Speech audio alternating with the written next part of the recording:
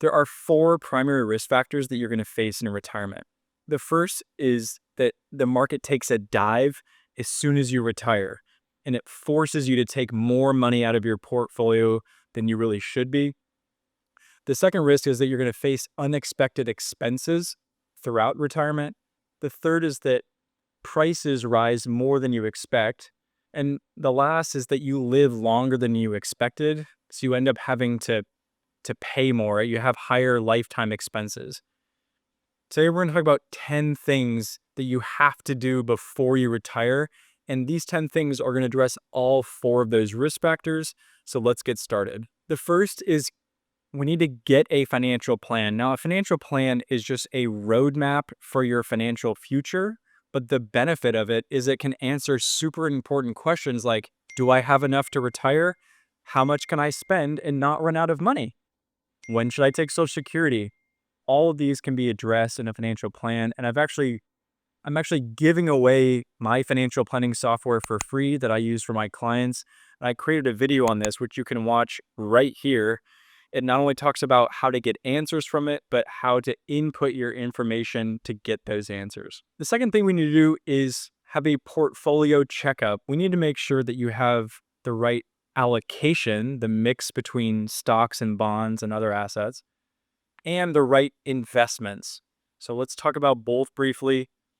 Regarding allocation, look, part of your allocation would just be based on your personal tolerance for risk, how much you can stomach your portfolio value changing.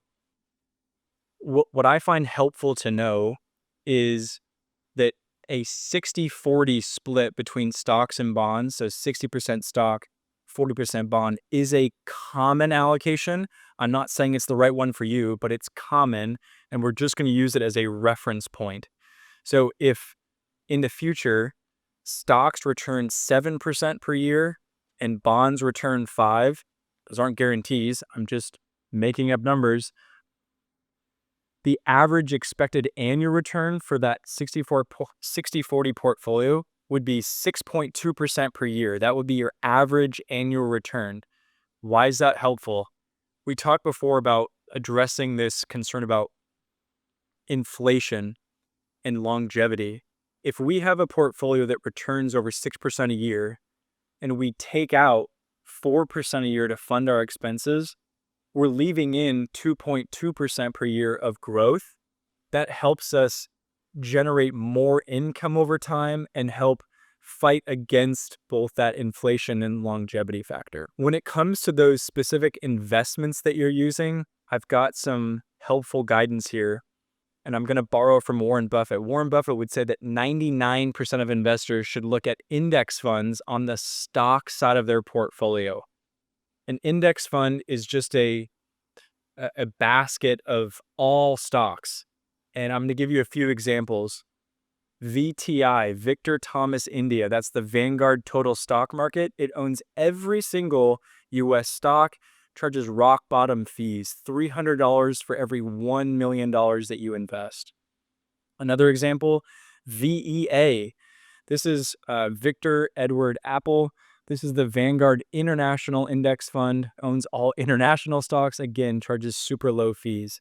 These aren't recommendations, they're just examples of super low-cost index funds you can use on the stock side of your portfolio. The third thing we're going to look at is your retirement income plan. So let's assume you have the right allocation, you have the right investments. How are we going to actually convert that into income that you can spend each and every year?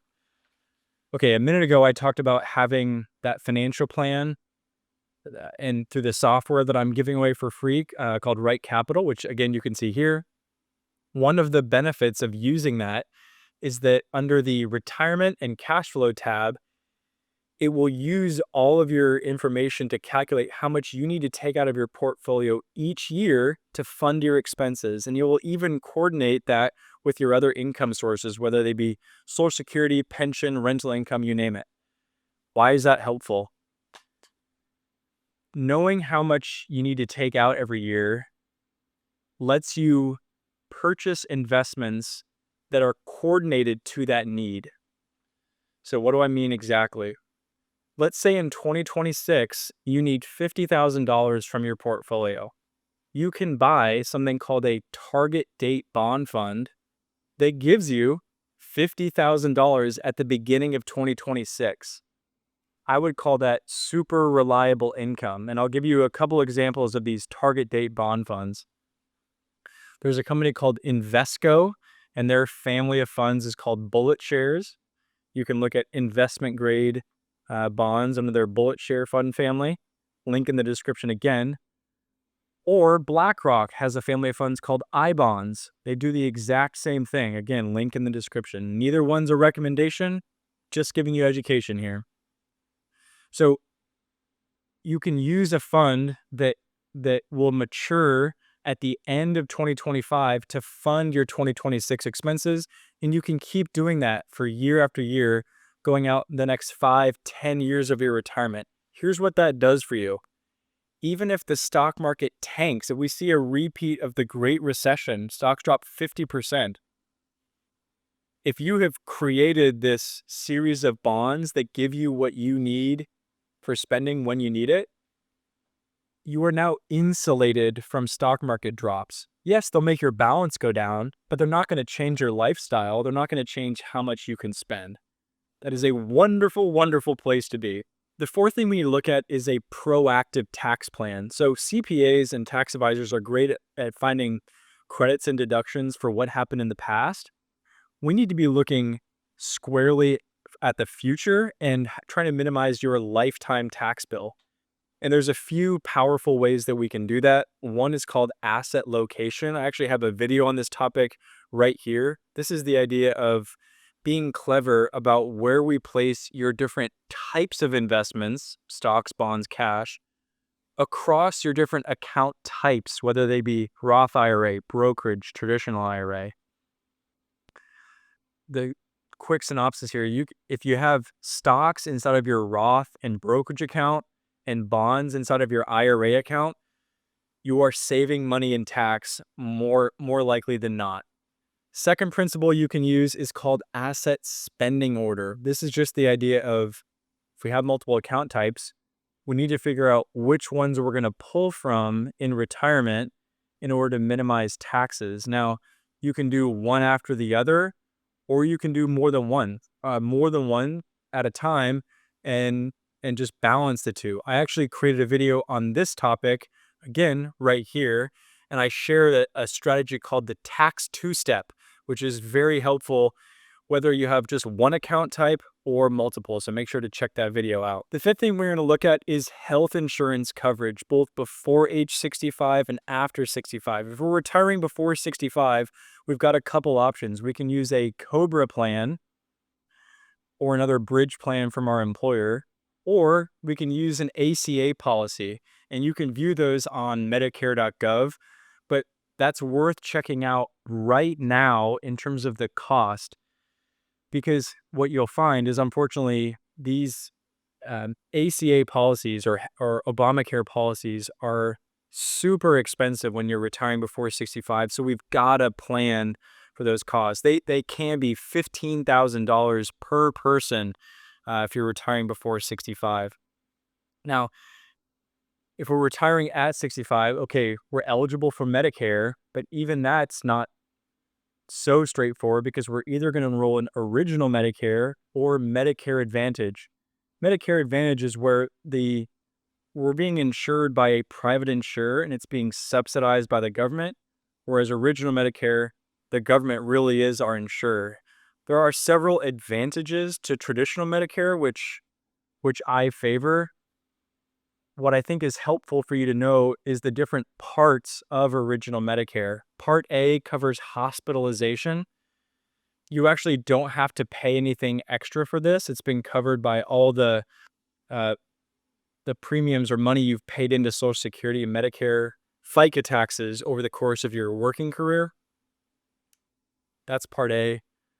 Part B is your doctor visits. So these premiums are something you do have to pay every single month. And for most folks, they're going to pay roughly $175 a month. but the premium is actually based on your level of income. So you'll see that breakdown right here.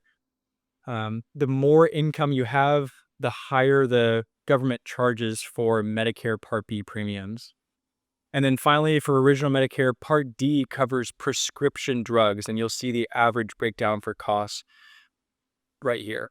The next thing we're going to look at is Social Security timing. So this situation is different for every household, but I'm going to give you 2 questions you can ask yourself that will make it easier for you. The first is, how easy is it to fund your retirement expenses without Social Security? The second question is, how long do I expect to live based on my health and my family history? So let me talk about the former first.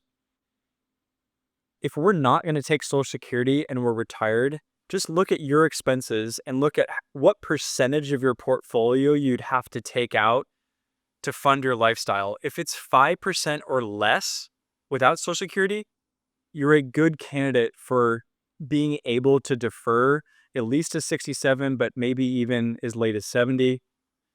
When it comes to health and longevity, if you're healthy, if your family history has longevity in it, you're again a good candidate for being able to delay, and vice versa.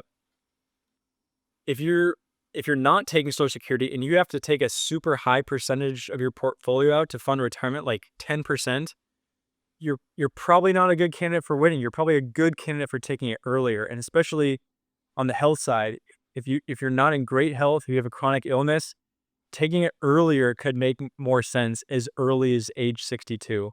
You should know that if you take Social Security early, they will penalize you. The government will penalize you in proportion to how many months prior to age 67 you took it. And that's a penalty that lasts your entire lifetime.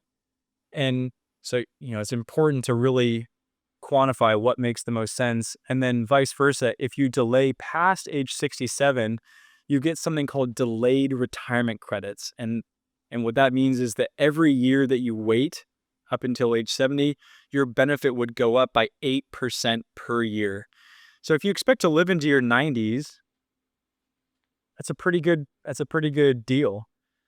So that is Social Security timing. Next thing we're going to look at is your estate plan. There's 3 documents that you need.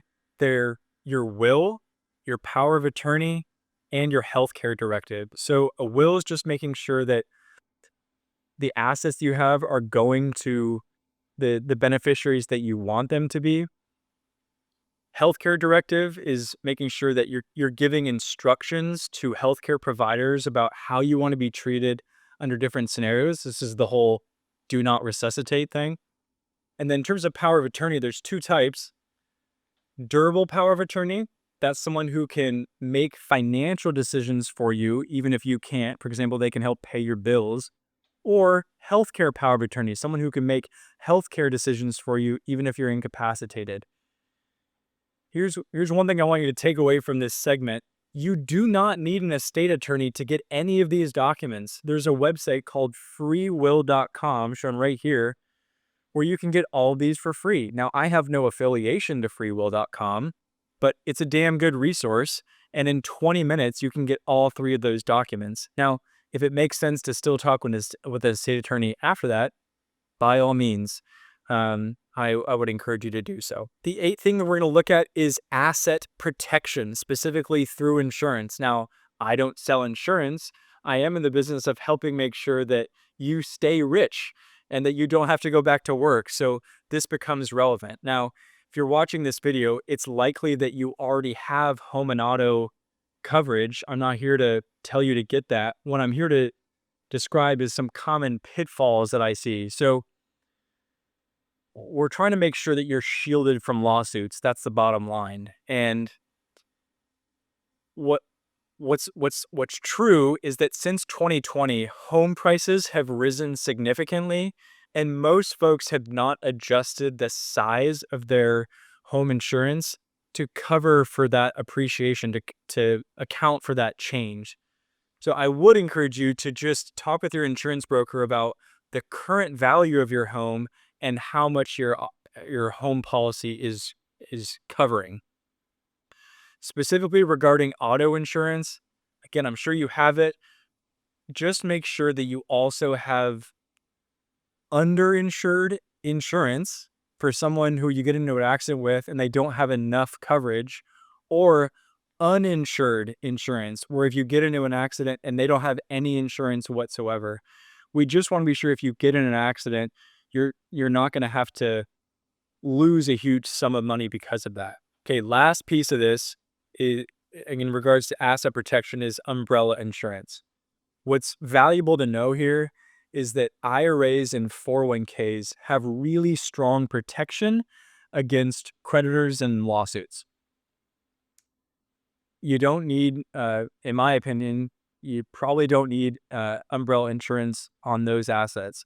What we do want to look at is the value of your assets that are outside of retirement accounts. So this would be home, taxable brokerage accounts, especially living trust accounts.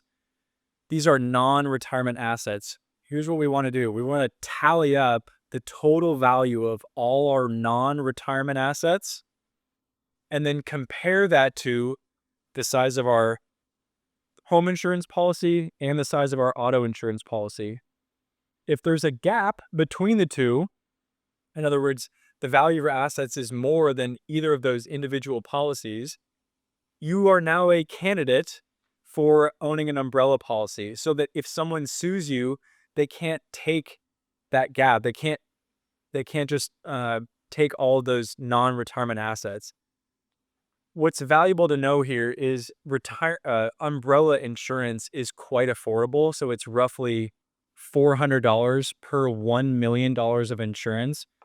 But if you take just a few minutes to calculate that gap for you, you might be able to address that. The ninth thing we're going to do is confirm our beneficiaries. This is a true no-brainer. I'm going to share a quick story. When I worked for Charles Schwab, I started a project where I was looking for accounts that didn't have beneficiaries for the two advisors that I was working for a little while.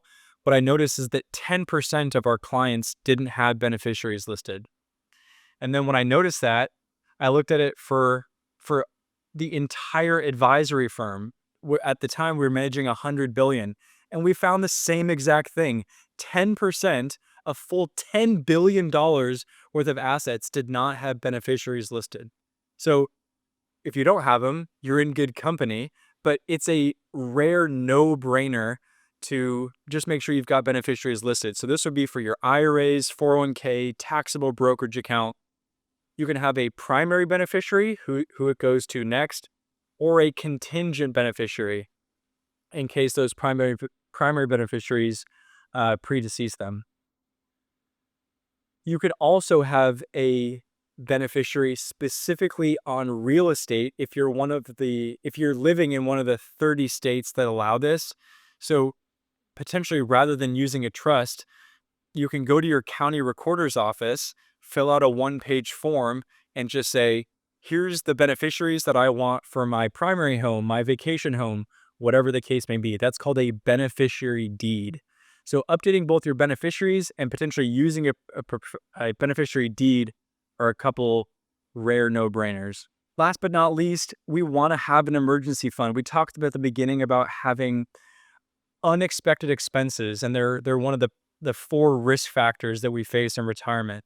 Having an emergency fund of cash set aside for those expenses, whether they be a roof repair, a new AC, extraordinary health events, whatever the case may be, a rainy day fund is super valuable. And one thing I can offer here is, rather than chasing teaser rates at banks, there's a couple of funds that just own treasury bills, short-term loans to the U.S. federal government. And these are cash equivalents, and you can earn a reasonable interest rate and get some tax benefits from doing so. Couple examples: SGov, SGOV, owns 0 to 3 month treasury bills. You can buy it today and sell it tomorrow. The price fluctuates a very small degree day to day, and I actually created a video on this exact subject, which you can view right here. Another example is ticker symbol BIL. This also owns short-term treasury bills. With that said, we've covered all 4 of those primary risk factors. We've talked about 10 important things you can use as you go into that you can do as you go into retirement. If you're curious to learn more, please click here on this video. Lastly, I'm Jonathan Bird. I'm the founder of Farnam Financial. If you're curious to learn how we can help you, you're welcome to reach us at our website, farnamfinancial.com. Thanks so much.